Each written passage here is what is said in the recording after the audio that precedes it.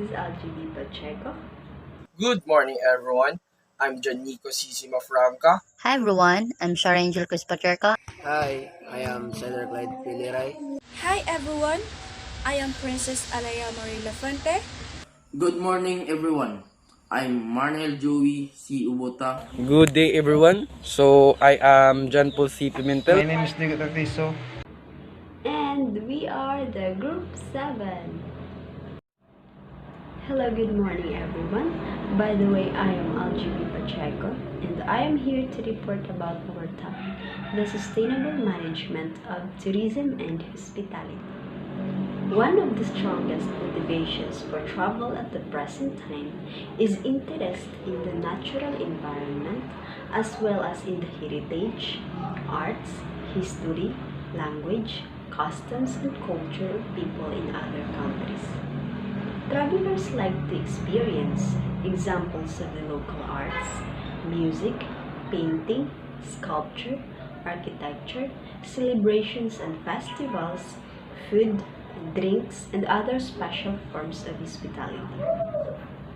An important attraction in the natural environment may be a beautiful landscape, an impressive mountain, the lovely flora and fauna of the area, or an attractive forest. It may be the social interaction of the people in their local surroundings. It is this quality of the environment that will sustain tourism and hospitality into the future. It is necessary to conserve and maintain those resources for further generations to enjoy.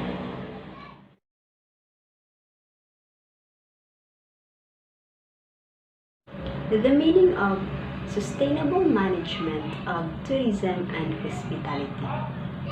Sustainable management of tourism and hospitality means achieving quality growth in a manner that does not deplete the natural and built environments and preserve the culture, history, and the heritage of the local community. Sustainable tourism and hospitality consists of the natural surroundings plus the built structures such as lodging, museums, art galleries, and attractions. The word environment includes the natural habitats, built structures, culture, heritage, history, and social interactions. The key to sustainable management of tourism and hospitality is to balance the number of the visitors with the capacity of the given environment in a manner that allows the greatest interaction and enjoyment with the least distraction. Carrying capacity is a major concern when discussing sustainable management of tourism and hospitality. Carrying capacity is the largest number of people a destination can efficiently manage within its given environment and management capabilities. When too many people gather in an area which cannot be handled by the facility, the destination, the local residents, and the economy are harmed. To avoid this situation, effective planning steps must be taken in accordance with effective policy guidelines. Managing sustainable tourism and hospitality depends on sound policies that include a harmonious relationship among local communities, the private sector, and the governments to protect the natural, built, and cultural environments. Sustainable tourism and hospitality practices can be useful means of providing a community or destination an improved quality of life.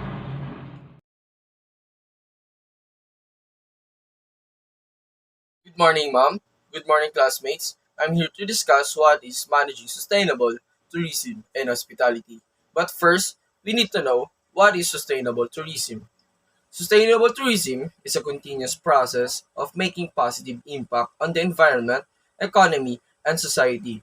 It is a concept of visiting a place with great respect for the inhabitants of the area, their cultures, customs, and socio-economic systems, while the hospitality management majors develop skills and understanding in hospitality business management that incorporates planet, people, profit, ethics, and equity with a concentration in either sustainable hotel, resort, and event management or sustainable ecotourism management.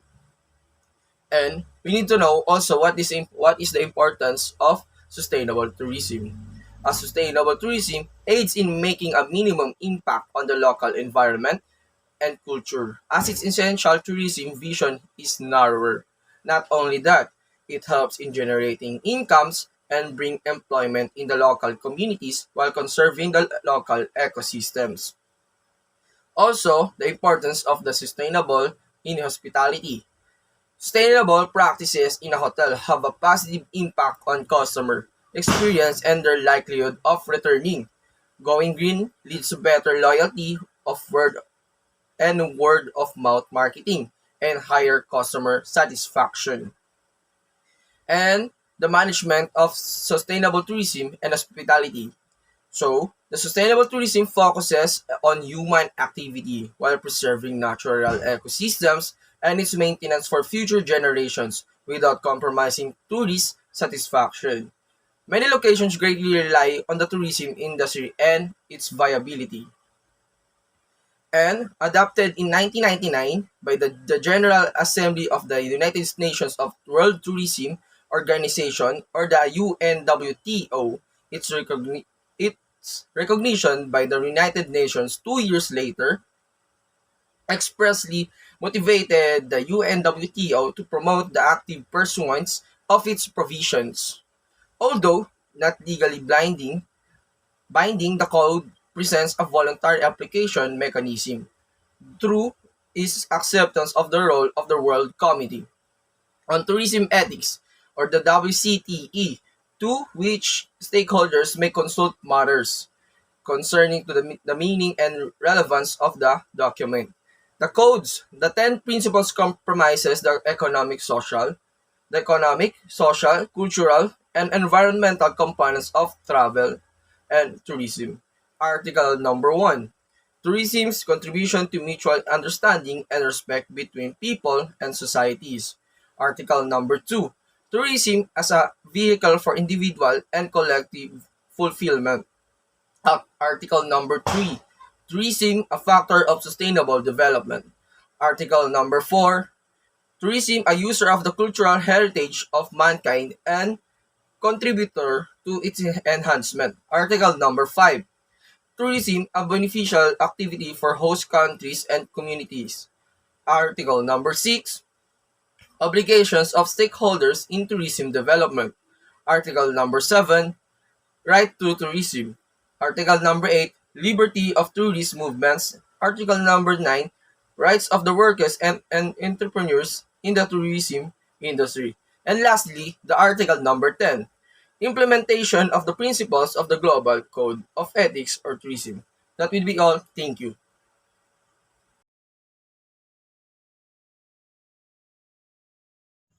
Hi everyone, I'm Shara Angel Cruz Paterka and I am the third reporter.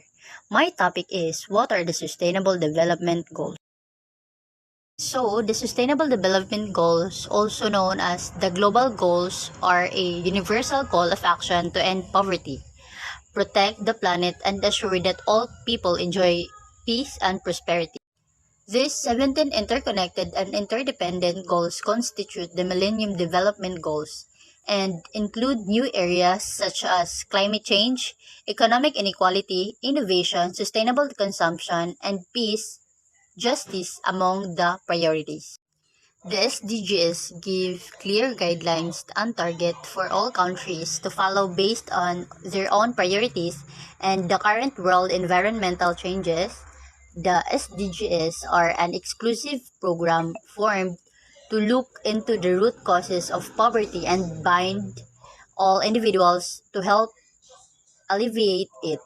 Supporting the 2030 Agenda is a top priority for the United Nations Development Program, said UNDP Administrator Helen Clark. The SDGs provides us with a common plan and agenda to tackle some of the pressing challenges facing our world, such as poverty, climate change, and conflict. UNDP has a experience and expertise to drive progress and help support countries on the path to sustainable development. The SDGs came into effect in January 2016 and will continue to direct UNDP policy and funding for the next 15 years. As the lead UN Development Agency, UNDP is tasked to help carry out the goals in 170 countries and terrorists. And that's all for my topic. And I am Shara Angel Cruz Patriarca from BSHM 1A. What is UNDP's role? The SDGs came into effect in January 2016 and will continue to direct UNDP policy and funding for the next 15 years. As the lead UN Development Agency, UNDP is tasked to help carry out the goals in 170 countries and territories. Hi everyone, my name is Princess Alea Marie Lafuente and I am now going to discuss what are the 17 global goals, or known as the Sustainable Development Goals or SDGs. The 17 global goals, known as the Sustainable Development Goals or SDGs.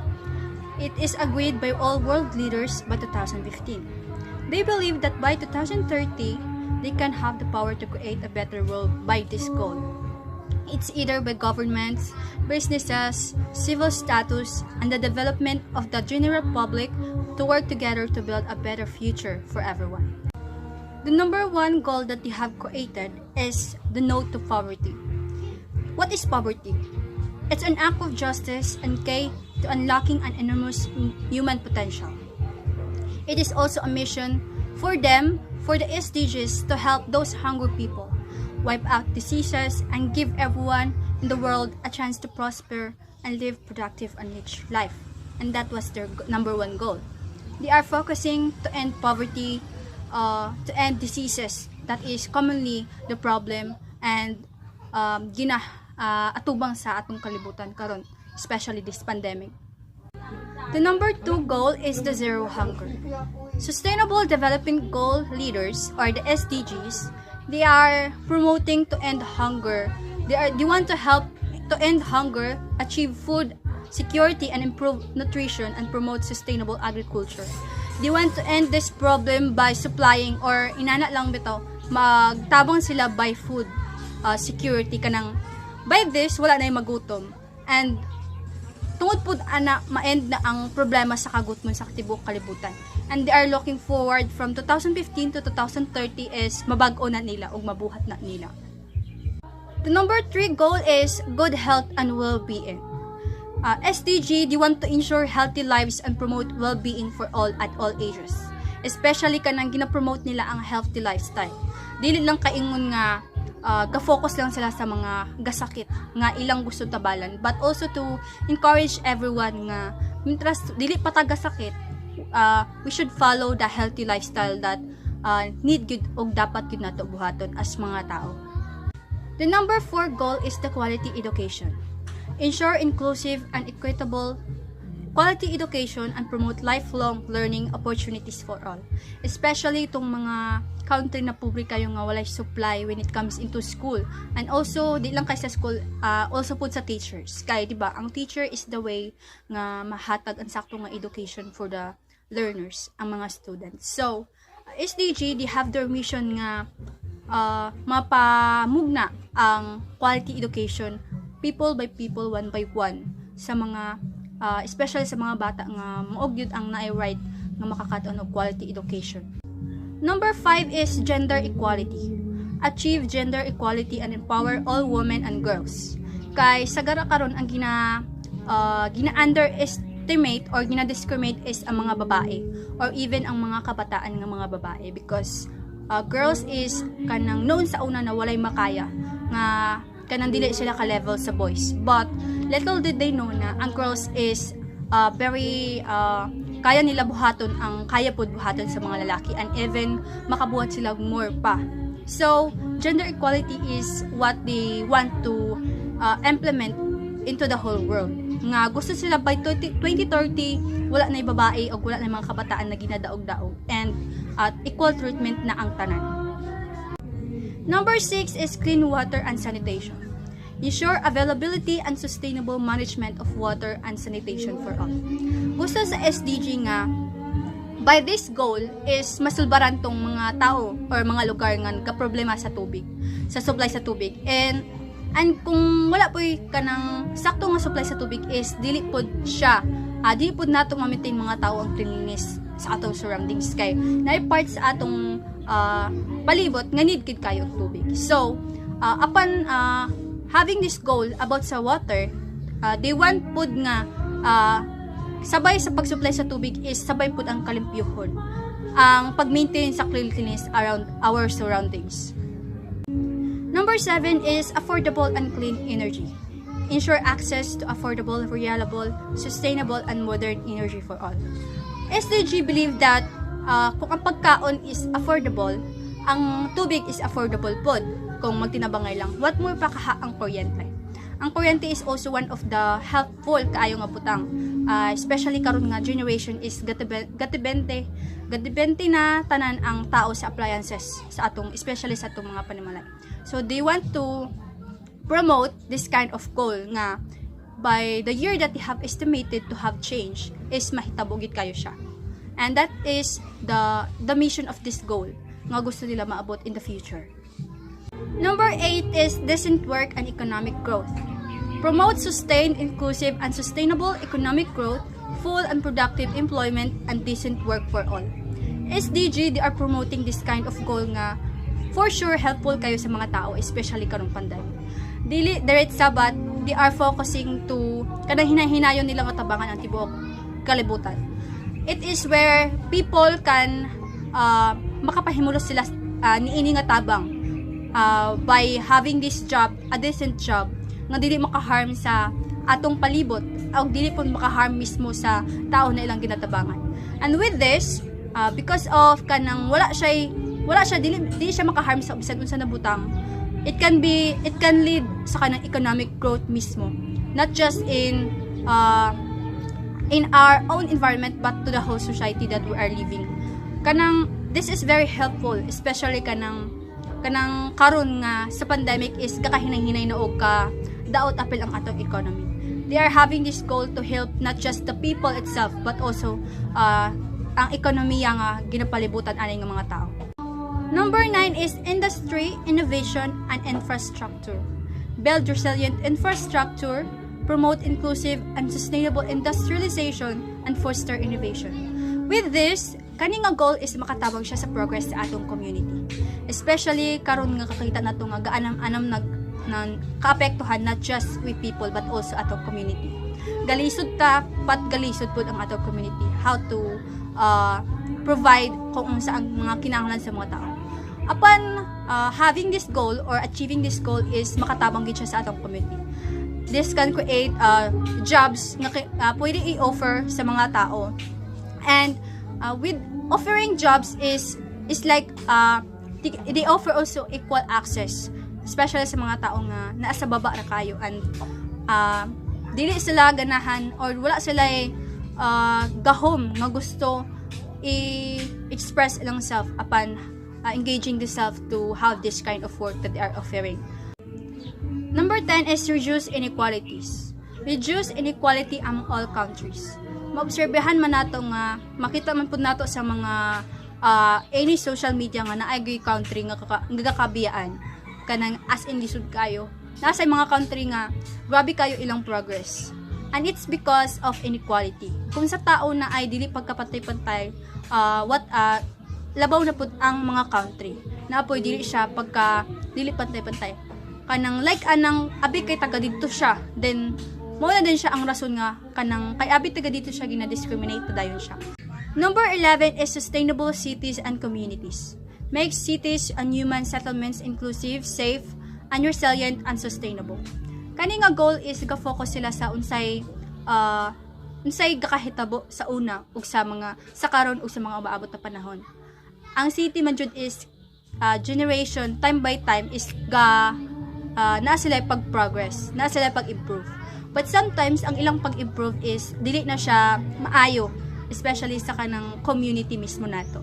It's like kung sa una park siya, pero kay lagi nag-improve na na yung progress ng city kanang kung sa una mga punuan, good for relaxation, pwede siya istambayan, to spend time together with your loved ones, pero karon is buildings na siya, which is usahay dili siya safe, especially kung naay disaster like earthquake.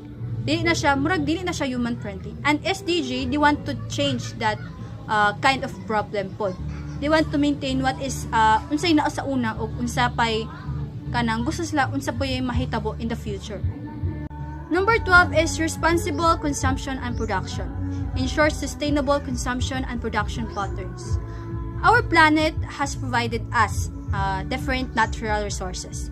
Sometimes dili ta kagkuha sa atong mga panginahanglan. Pero time by time, naay mga tao or naay mga parts sa atong mga kinabuhat na kita ragapon kaabusar sa atong mga natural resources. SDG, they want to encourage us nga tarungon ang atong mga sayop nga nabuhat between sa paggamit sa atong mga natural resources. Dapat is kanang gamiton nato without pag-abusar. And with this, we can have a better supply sa mga unsay atong panginahanglan karon og in the near future. Number 13 is climate action. Take urgent actions to combat climate change and its impacts. Kita mga tao is kanang as generation, gabago ang generation is, di ba gabago, daga na pud mga discover ng mga high technologies, which is maoy ga lead nga reason nganong atong palibot is gakaapektuhan na pud, especially atong planet. Kita ra gyapon tao ang gahimog rason nganong inani ang gakahitabo sa atong palibot karon. SDG, all the world leaders nga nagmugna ani nga goal is they want to have a change when it comes into these actions or kaning kita ra gyapon gahimog rason nga magproblema ta when it comes into climate change nga kanang kita gahimo nya kita ra gyapon ang gareklamo nga inana ang gakahitabo. They want to change that kind of attitude. So, they want us to face or realize, or they want us to do actions nga maka fight between this kani nga mga buluhaton nga maka pabalik sa kung unsay gakahitabo sa una, kung unsa ka maayo ang atong planeta sa una ug sa karon. Number 14 is life below water. Conserve sustainably, use the ocean, seas, and marine resources for sustainable development. Kani nga problem is kanang medyo kuan siya sa atong palibot karon. Kanang kung sa yuta na pag-abusar sa paggamit sa atong natural resources, samot na pud ang sa dagat. Usahay ginaabusaran ang pagpangisda, ang ginagamit sa pagpangisda which is makadaot sa atong dagat. Gina-implement sa SDG nga mabag-o niya. Cause kay gapakakuha man tag pagkaon sa dagat mismo, dili dapat sud nato siya abusaran kay basin maabot ang time nga maglisod na ta. And dili gusto sa SDG nga mahitabo na maong gimugna ni nila nga goal. 15. Life on land. Protect, restore, and promote sustainable use of terrestrial ecosystems, sustainable manage forests, combat deforestation, and halt the reverse land degradation, and have biodiversity loss. Kay kanipod is kani nga problem is ka lead pud siya sa mga any kind of disasters. Example is kanan sa bukid ang mining. Ang life on land is also a big impact pud sa ato ang mga tao. Kaning problem nga sa mining. Ang mining is galid siya into landslide or baha, which is gusto undangon sa SDGs. Kay dili lang man kay kita nga mga tao ang kakaapektuhan pod, pati pod ang supply sa natural resources within sa yuta lang. They want to change, they want to make a change bisan dali lang nga part. So, they're implementing also nga ang tao is encouraged nila nga dagan way para maundang ni nga problema. Number 16, peace, justice, strong institutions. Promote peaceful and inclusive societies for sustainable development, provide access to justice for all, and build effective, accountable, and inclusive institutions at all levels. Kani siya is gina-focus siya sa mga kanang mga pobre na ginadaog-daog o kana bitang gubot between government to government. Kay kanang kung kani siya padayon nga problema is dili magkahiusa ang atong community is dili gid siya makakad-on og pag-improve or progress. So SDG, even if kanang dili sa ilang own country kani nga mga leaders is they want to implement or they want to have change when it comes into this matter. Kay kung dili sila gusto gubot sa ilang mismong lugar, dili pud sila gusto nga magubot pud sila in lugar. So they want this goal nga mahitabo or ma-accomplish sa kanang bisan asa nga country ang kalinaw, ang hustisya sa mga ginadaog-daog og ang mga institutions nga maoy mahimong way para sa mga tao nga kinahanglan kaayo og tabang. Number 17, partnership for the goals. Strengthen the means of implementation and revitalize the global partnership for sustainable development. Syempre, para sa mga leaders, kani nga mga leaders nga nagmugna ani nga mga goals is dili pod nila ni mabuhat or mamugna nga goals kung dili pod walay partnership between countries. So, the last goal is they want partnership or cooperation from bisan unsa nga mga leaders bisan kanang dili sila part sa pagmugna ani nga goals nga makipag-cooperate nga mahitabo mutabang nga mahitabo ning mga goal dili lang kay sa ilang country but throughout the whole world, which is needed kaayo sa mga tao sa community, especially kanang pag mo istorya ta about sa natural resources sa kakahitabo sa atong palibot karon, sa kanang kung unsa kaning mga high technologies ang unsay epekto nila sa atong planeta mismo o sa ato ang mga tao. The last goal is very important kay kanang dili siya mahimo kung without people nga magsuporta niini. So, upon implementing these goals is they want partnership nga lig-on between sa mga tao nga naay mga power pod aron mamugna og mapakuan nga goal around the world.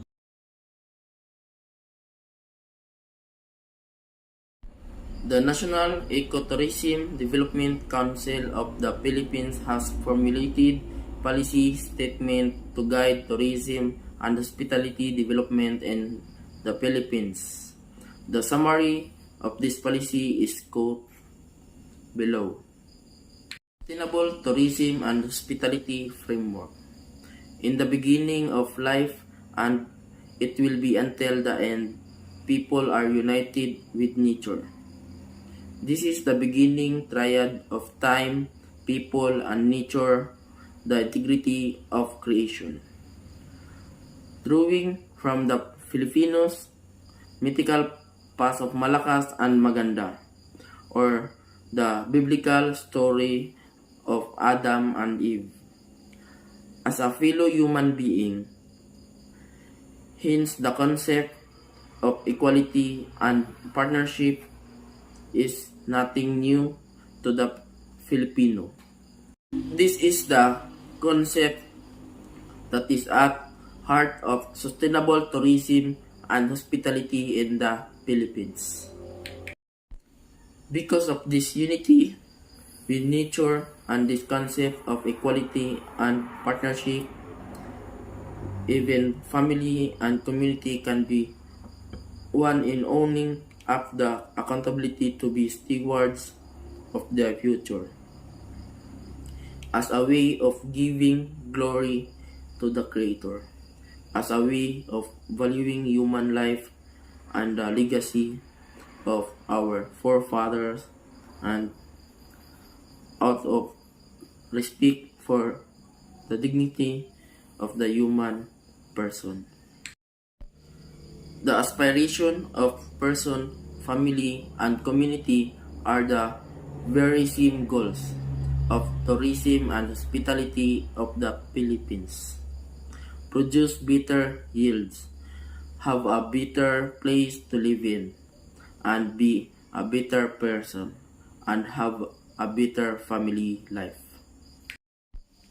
Peace is the foundation and the essential ingredients of attractive tourism and hospitality. Tourism and hospitality promotes international and cross-cultural understanding. That is why it is referred to as the world peace industry. Each community improves to reflect on what the residents want for themselves, and the community welcomes to their home whoever conducts himself or herself as a person should, and in return, the people reciprocate with graciousness and genuine hospitality.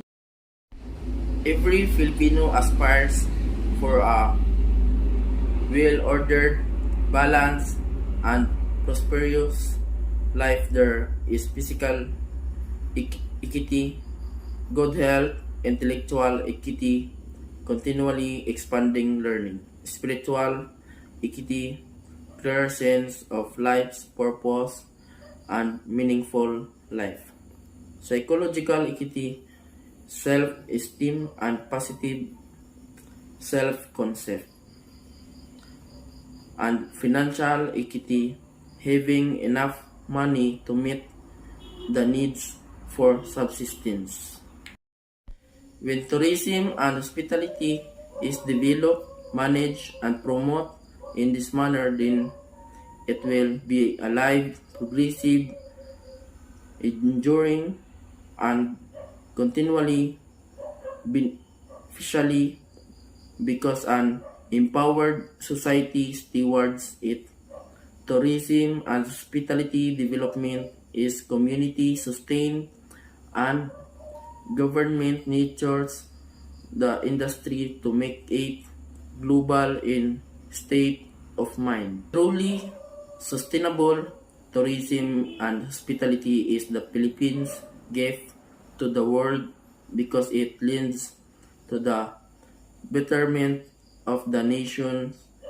Its people are imbued with a sense of nationhood because of renewed sense, identity, pride of place, and commitment.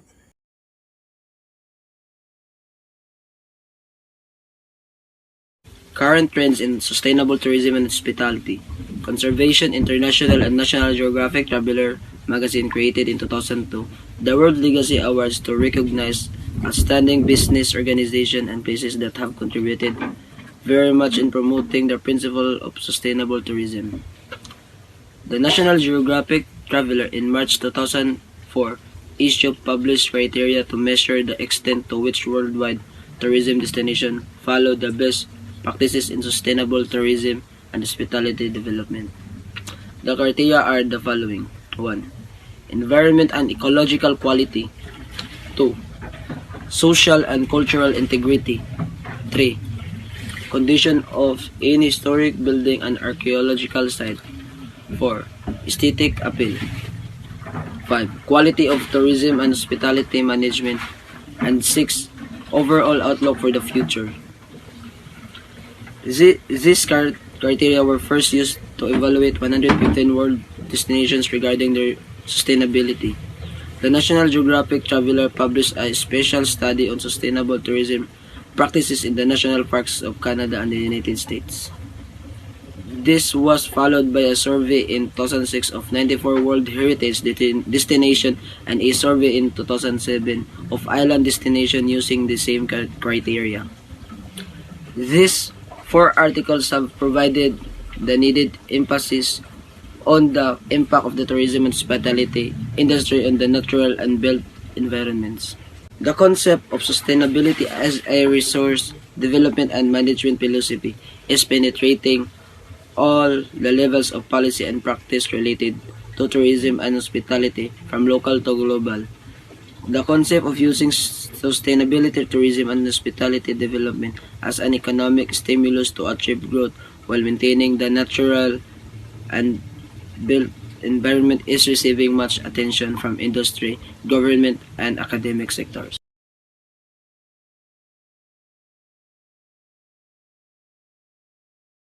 Global impact of sustainable tourism and hospitality. Globally, the interest of tourists in sustainable tourism and hospitality has grown tremendously since the beginning of the 21st century. This interest will surely continue to the next several years as long as the international community recognizes, endorses, and promote the concept. Sustainable tourism and hospitality policy in the world nowadays is a positive approach which aims to maintain quality tourism and hospitality products in order to satisfy the growing domestic and international market for environmental sound tourism and hospitality experience. Human beings have the ability to manipulate to change certain aspects of the environment, hence when useless effective. Management tools are used. Tourism and hospitality can lead to a degradation of the environment. It is important that the visitor have an obligation to ethically support sustainable tourism and hospitality, and destination managers must educate their visitors toward attaining this goal. So the following are the principles contained in the Code Ethics for Tourists published in the Parks Canada Vacation Planner. So number 1, enjoy our diverse natural and cultural heritage and help us protect and preserve it. Number 2, assess as in our conservation effort through the efficient use resource including energy and water. So number 3, experience the friendliness of our people and the welcoming spirit of our communities. Help us preserve these attributes by respecting our tradition, costume, and local regulation. So number 4, avoid activities which may threaten wildlife or plant population or which may be potentially damaging to our natural environment. 5. Select tourism and hospitality products and services which demonstrate social, cultural, and environmental sensitivity. The investment in sustainable tourism and hospitality practice, either made by international agencies or the local community, has great impact on the global tourism and hospitality marketplace.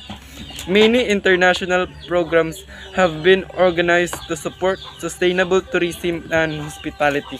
So, in my own understanding, these topics talk about what is global impact of sustainable tourism and hospitality. As a whole, the tourist has a big role in maintaining quality tourism and hospitality products in order to satisfy the growing domestic and international market for environment sound tourism and hospitality experience. So, but also, it is important that the tourists have an obligation to ethically support sustainable tourism and hospitality. Hospitality is a relation to sustainable tourism.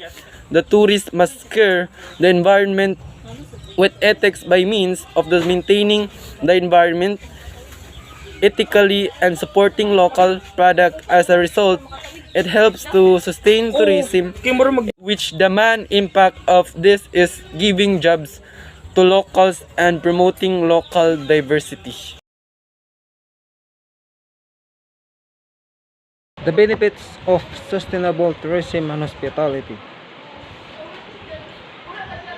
Tourism attraction in both natural and built environment are important factor for economic growth. Unspoiled natural ecosystem will maintain historic sites and culture. Heritage event can produce economic and quality of life. Benefits satisfied visitors are likely to be repeat visitors and can surely contribute to the economic growth of tourism and hospitality of local community. The economic benefits of success sustainable tourism and hospitality management include developing new businesses, expanding job opportunities, increasing income, marketing new product, improving infrastructures, encouraging diversification, integrating the local economic and special opportunities with other services and product, promoting economic community pride and higher quality of life to the local population. The key to sustainable tourism and hospitality is to manage the destination effectively, to provide benefits to the local population, to increase the visit of the tourists and to preserve the tourism and hospitality product for future generations to enjoy. A good maxim to remember is we have not inherited earth for our ancestors, we have only borrowed it from our children.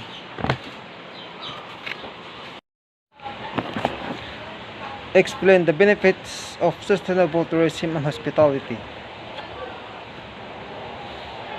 To raise awareness about the needs and issue in our environment, it makes efficient use of our natural resources. It promotes the development of new businesses in the tourism sector. It economically revives rural areas and places where tourism takes place. Yes, and that's all for our topic in sustainable management in tourism and hospitality. Thanks for watching. Bye-bye. God bless.